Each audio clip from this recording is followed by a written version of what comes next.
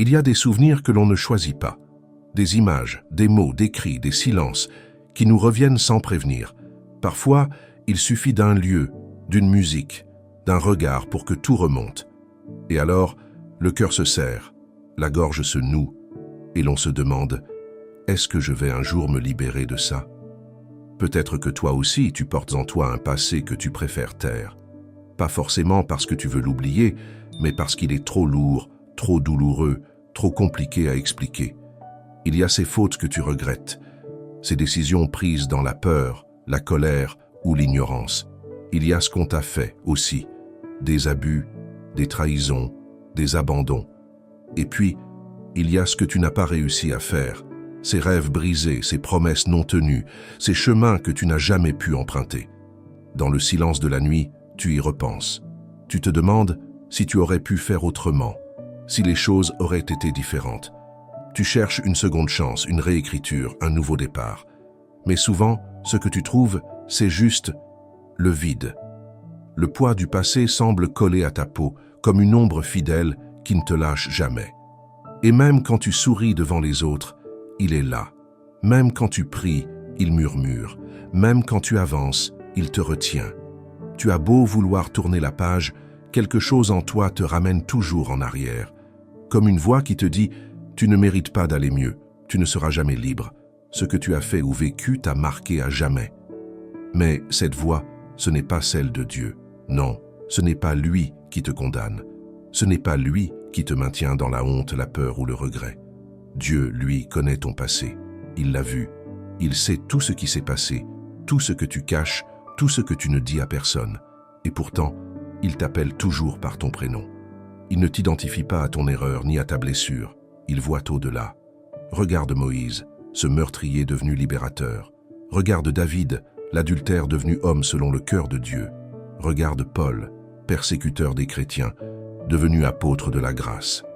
Tous avaient un passé sombre. Tous ont été poursuivis par ce qu'ils avaient été. Et pourtant, Dieu n'a pas effacé leur passé, il l'a transformé. Parce qu'avec Dieu, le passé n'est jamais une fin. Il peut devenir le commencement d'un nouveau récit. Un récit écrit non plus avec tes fautes, mais avec sa grâce. Non plus avec tes blessures, mais avec sa guérison.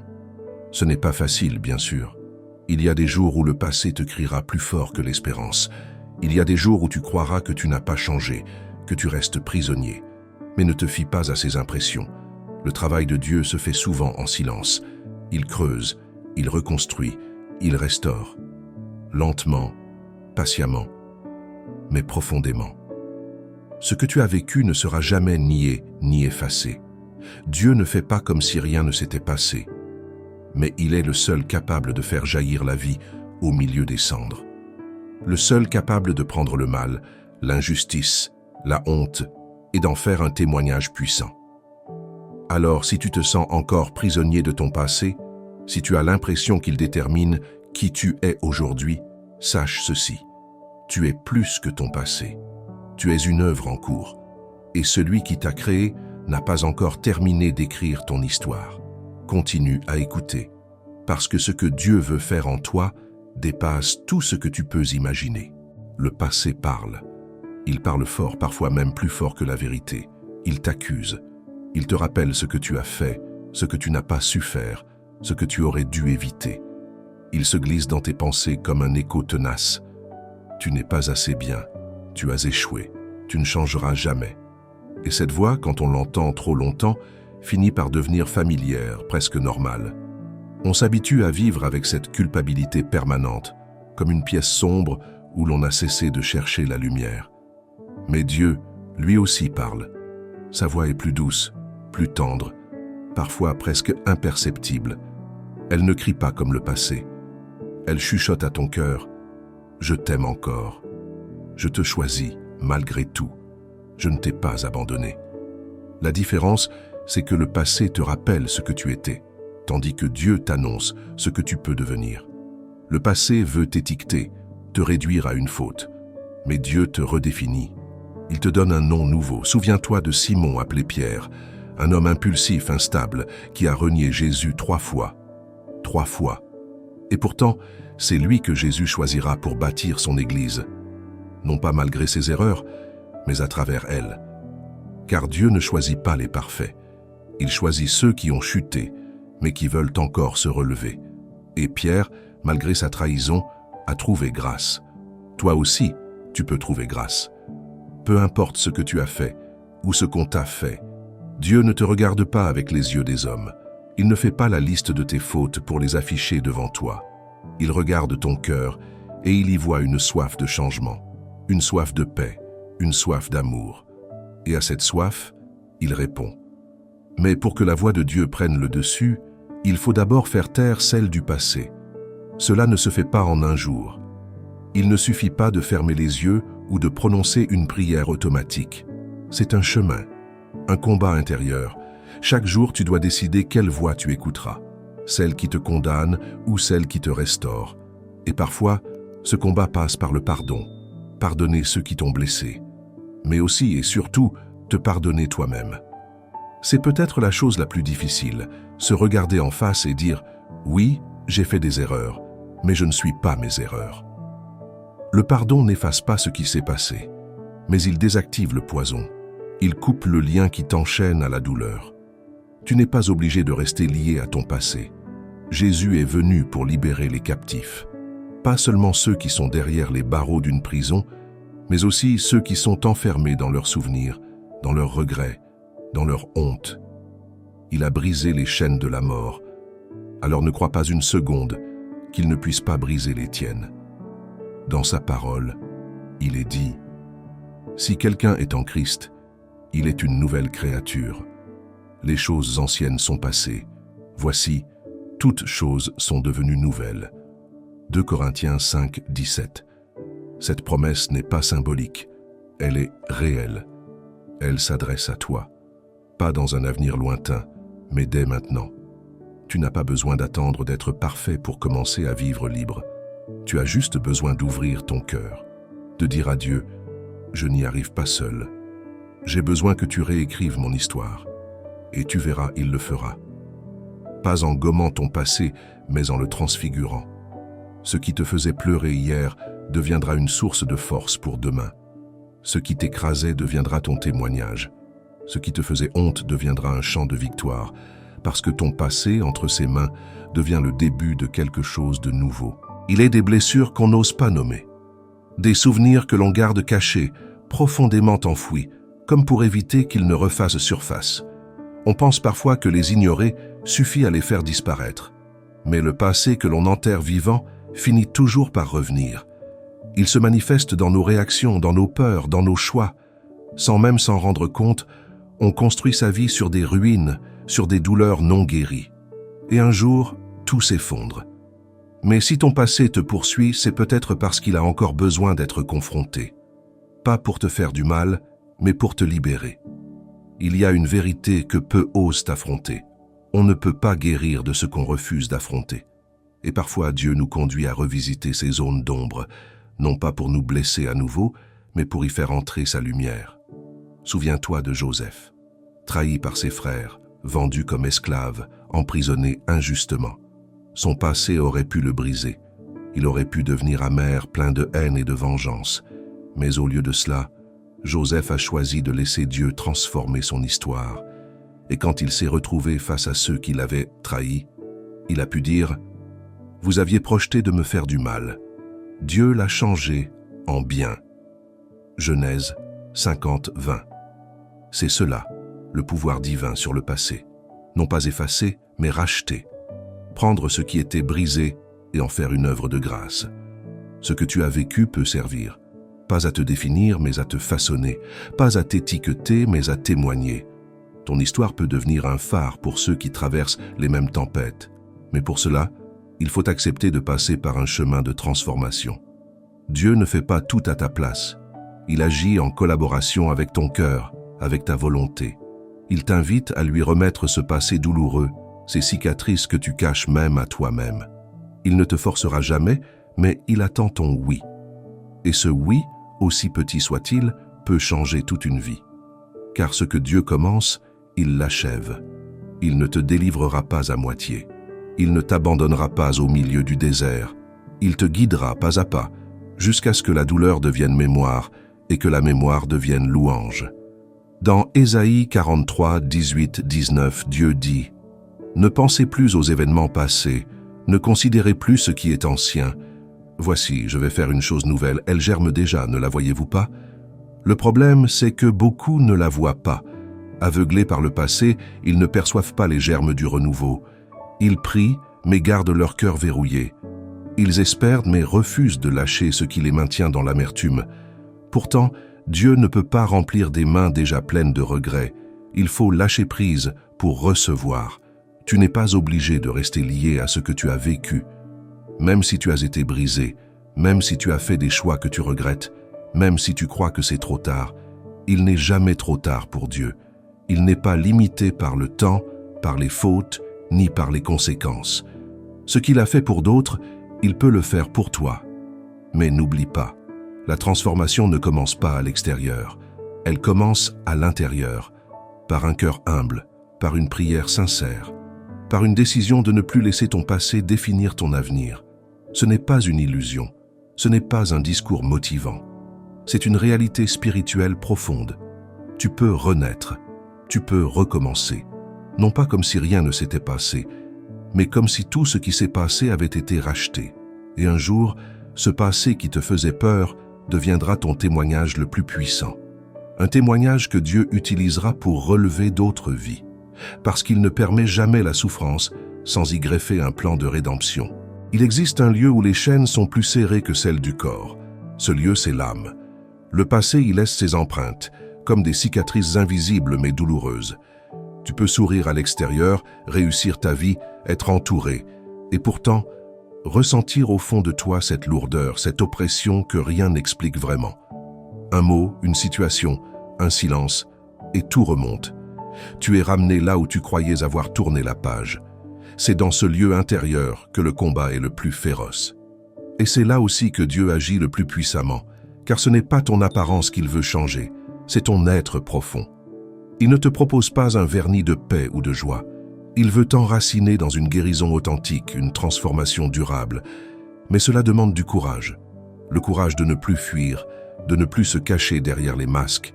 Le passé n'est pas un ennemi si on le confie à Dieu. Il devient alors un lieu de rencontre.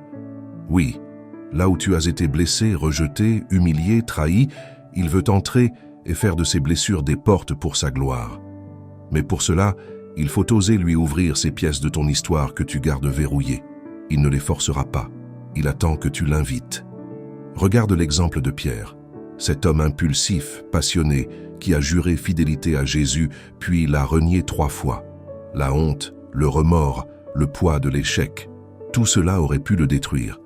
Mais Jésus ne l'a pas rejeté.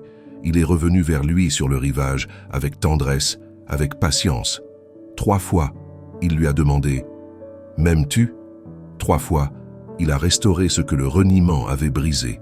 Jean 21. Cela nous montre quelque chose de profond. Dieu ne te condamne pas à cause de ton passé. Il vient à ta rencontre, là où tu en es, pour t'aider à affronter ce que tu n'arrives pas à regarder en face. Et sa question reste la même. M'aimes-tu ? Ce n'est pas une question accusatrice, c'est une invitation, une main tendue, un nouveau départ. Le processus peut être douloureux. Il peut faire surgir des larmes, des cris intérieurs, des nuits d'incompréhension. Mais ne confonds pas douleur et abandon. Dieu n'est jamais plus proche que lorsqu'il guérit une blessure enfouie. Il ne recule pas devant ton chaos. Il ne se choque pas de ton passé. Il est venu précisément pour cela. Le Seigneur est proche de ceux qui ont le cœur brisé. Il sauve ceux qui ont l'esprit abattu. Psaume 34, 18. Il faut du temps, parfois. Le pardon ne vient pas toujours en un instant. La paix ne s'impose pas toujours brusquement. Mais chaque jour où tu choisis de rester connecté à sa présence est un jour de victoire. Tu n'as peut-être pas encore vu l'accomplissement, mais le processus est en cours. Dieu travaille même quand tu ne ressens rien. Il creuse, il libère, il restaure. Et petit à petit, tu te rends compte que ce passé ne dicte plus tes réactions, que cette peur ne te paralyse plus, que ce nom, ce visage, ce souvenir ne déclenche plus de crise intérieure. Tu te rends compte que tu respires mieux, que tu penses autrement, que tu n'es plus esclave de ce que tu as vécu. Et c'est là que tu réalises, le miracle a déjà commencé. Il ne s'agit pas de nier ton histoire, il s'agit de ne plus lui donner le pouvoir de contrôler ton avenir. Dieu n'a pas promis l'oubli, mais il promet la paix. Et cette paix est plus forte que tout souvenir. Elle est comme un fleuve qui traverse tes ruines, comme une lumière qui envahit les ténèbres que tu croyais éternelles. Alors laisse Dieu travailler, même si tu ne comprends pas tout, même si tu as peur, même si tu te sens indigne. C'est précisément dans ta vulnérabilité qu'il déploie sa force. Car ce n'est pas par tes efforts que tu seras libre, mais par sa grâce. Une chose bouleversante se produit quand tu laisses Dieu entrer dans ton passé pour le transformer. Il ne s'arrête pas à ta guérison personnelle. Il fait de toi un canal de guérison pour les autres. Ton histoire, même brisée, devient un témoignage vivant. Tes cicatrices deviennent des preuves de sa fidélité. Ce que tu pensais devoir cacher devient ce qu'il utilise pour révéler sa gloire. Tu vois, il y a des personnes autour de toi qui vivent ce que tu as vécu, qui souffrent en silence des mêmes blessures, des mêmes peurs, des mêmes silences lourds. Mais elles n'ont pas encore trouvé la sortie. Elles ne savent pas qu'un chemin existe. Et toi, parce que tu as osé laisser Dieu travailler dans ton passé, tu portes en toi la lumière qui peut éclairer leur nuit. L'histoire de Joseph est un parfait exemple. Jeté dans un puits par ses frères, vendu comme esclave, emprisonné injustement, son passé est une suite d'injustices et de trahisons. Mais Dieu n'a jamais cessé de le conduire. Et au moment venu, ce passé douloureux l'a préparé à devenir un instrument de salut pour tout un peuple. Lorsqu'il retrouve ses frères, il ne cherche pas à se venger. Il leur dit cette parole puissante. « Vous aviez projeté de me faire du mal, mais Dieu l'a changé en bien pour accomplir ce qui arrive aujourd'hui, sauver la vie à un peuple nombreux. » Genèse 50, 20. Toi aussi, ce que l'ennemi avait prévu pour te détruire, Dieu peut le transformer en source de vie pour d'autres. Mais cela demande un choix. Le choix de ne plus te définir par ce que tu as subi. Le choix de ne plus avoir honte. Le choix de témoigner. Pas pour glorifier la douleur, mais pour exalter celui qui t'en a sorti. Tu n'as pas besoin d'avoir une plateforme ou un micro. Il suffit parfois d'un regard, d'un mot, d'un geste. Parfois, le simple fait que tu sois encore debout est déjà un message. Ta résilience, ton sourire retrouvé, ta paix malgré les tempêtes. Tout cela parle. C'est un langage que beaucoup comprennent mieux que les discours. Et puis, il y a cette chose que Dieu fait si souvent. Il t'envoie vers ceux qui vivent ce que tu as vécu, parce que tu comprends, parce que tu sais, parce que tu ne juges pas. C'est ce qu'on appelle le ministère de la consolation. Béni soit Dieu, le Père des compassions, et le Dieu de toute consolation qui nous console dans toutes nos afflictions, afin que par la consolation dont nous sommes l'objet de la part de Dieu, nous puissions consoler ceux qui se trouvent dans quelque affliction. 2 Corinthiens 1, 3, 4. Rien de ce que tu as traversé n'est perdu, rien n'est inutile. Même les moments les plus sombres, même les détours que tu regrettes, même les choix que tu ne comprends pas encore. Tout peut entrer dans le plan rédempteur de Dieu. Il ne gaspille aucune larme. Il recycle les ruines. Il transforme le deuil en danse. Il fait jaillir la vie là où tout semblait stérile. Mais n'oublie pas une chose essentielle. Tu n'es pas obligé de tout raconter, de tout exposer pour que Dieu t'utilise. Il y a des saisons pour parler et d'autres pour se taire. Il y a des parties de ton histoire que Dieu t'invitera peut-être à garder pour lui comme un trésor intime. Ce qui compte, c'est ton cœur. Est-il disposé? Est-il disponible? Es-tu prêt à être un instrument, même si c'est discret? Même si personne ne t'applaudit? Ne minimise jamais l'impact de ta simple présence quand elle est habitée par la paix de Dieu. Il y a des gens qui n'ont jamais vu un miracle, mais qui verront en toi un signe que Dieu existe, que la restauration est possible, que le passé ne détruit pas forcément l'avenir. Alors oui, ton histoire compte, même si elle est cabossée, même si elle n'est pas parfaite, elle peut devenir une lumière, une réponse, une direction pour d'autres âmes en détresse. Et toi, qui croyais être trop brisé pour servir, tu deviens un témoignage vivant de la puissance de Dieu. Il y a une nuance importante dans la restauration divine. Dieu ne te demande pas d'effacer ton passé, mais de le laisser le réécrire. Ce n'est pas un déni, ce n'est pas une amnésie spirituelle. c'est une réinterprétation guidée par l'amour. Ce qui était autrefois un poids devient un témoignage. Ce qui semblait perdu devient semence. Souvent, lorsqu'on parle de guérison, on pense que le passé va disparaître comme par magie. Mais non, Dieu agit différemment.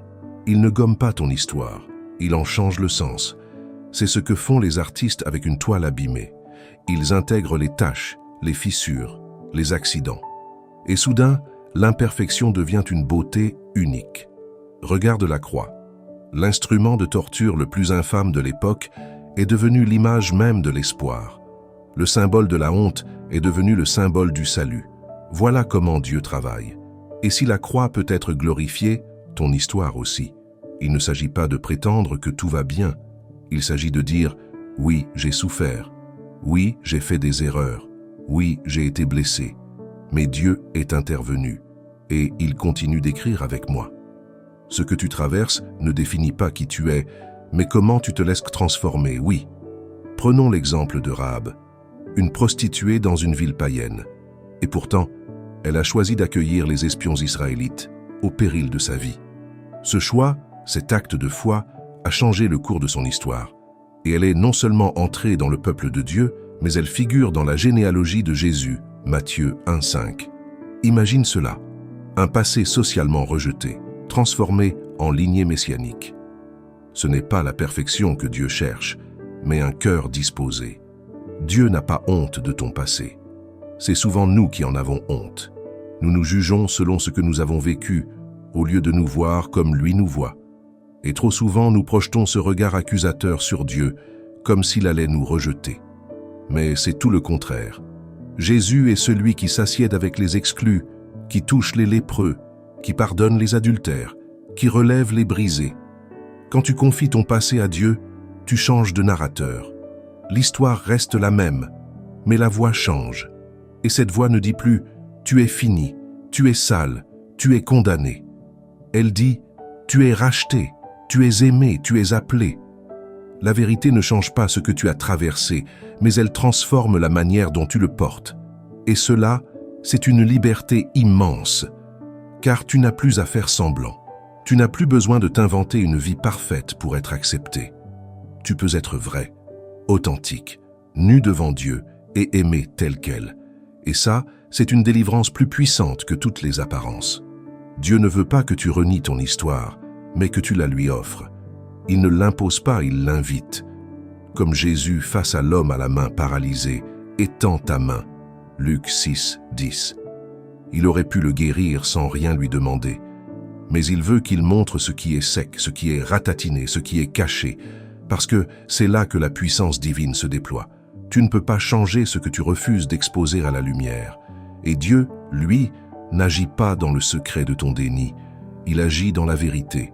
Vous connaîtrez la vérité et la vérité vous rendra libre. Jean 8, 32.